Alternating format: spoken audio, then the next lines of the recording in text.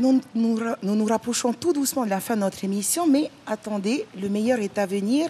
J'ai le plaisir d'accueillir M. Pascal Mailloux, proviseur du lycée hôtelier Yorana. Yorana Éméré. Vous êtes accompagné d'un invité de marque, j'ai envie de dire.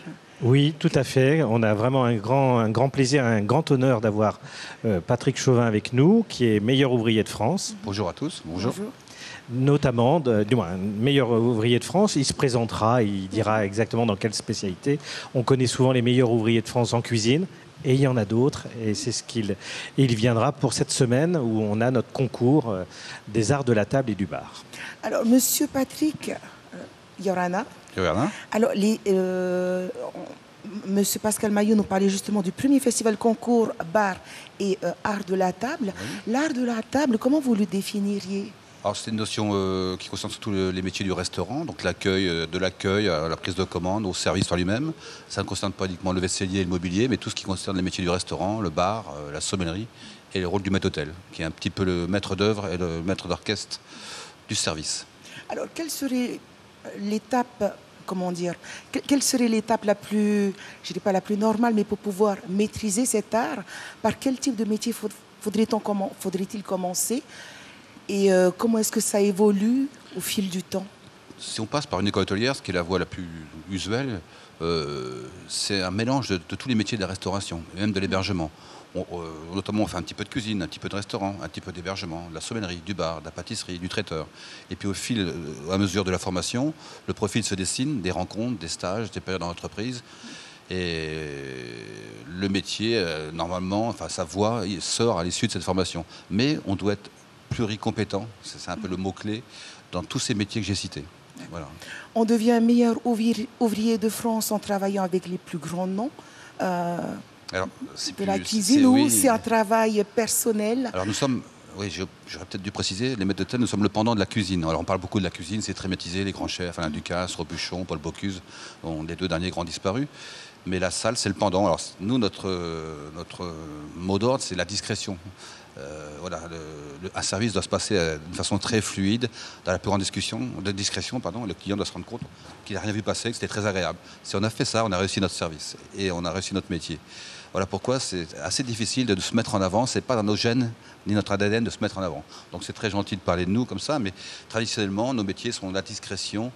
Mais tout peut se louper si on loupe quelque chose dans notre façon d'être et de travailler. Donc c'est quelque chose de très important. Et c'est un mélange de toutes ces compétences, de tous ces métiers. Alors vous serez le parrain de ce concours. Avec grand plaisir, oui. Quelles sont vos attentes durant ces quelques jours de concours ? Ce sont des jeunes gens qui se destinent à un très beau métier. Donc peut-être les conforter dans leur métier, puis essayer de leur projeter quelque chose non pas idéaliste, parce qu'il faut être honnête, mais c'est un métier qui permet de faire de grandes choses. Comme je le disais auparavant, c'est un des rares métiers où l'ascenseur social fonctionne encore. C'est-à-dire que vous avez très envie, vous êtes très motivé, vous avez un peu de talent et que ça se travaille, vous pouvez aller très loin dans l'échelle de ce métier et arriver à côtoyer des gens que vous n'auriez pas côtoyés dans d'autres circonstances, de tout ordre, du show business, de la politique ou autre. Travailler avec les plus grands, il y a quelque chose qui se transmet, puis travailler avec les grands, c'est quelque chose d'enrichissant, de très valorisant aussi. Donc c'est un métier qui permet tout ça. Donc je pense que mon devoir, c'est de les conforter, qu'ils croient en eux-mêmes, que c'est un métier où il faut être humble, discret et très très motivé. Et c'est un magnifique métier. Ce sont les valeurs que vous véhiculez en tout cas. Pour revenir dans le cadre de ce concours, M. Pascal, alors comment va-t-il se décliner ? Il se tient déjà sur 3 jours.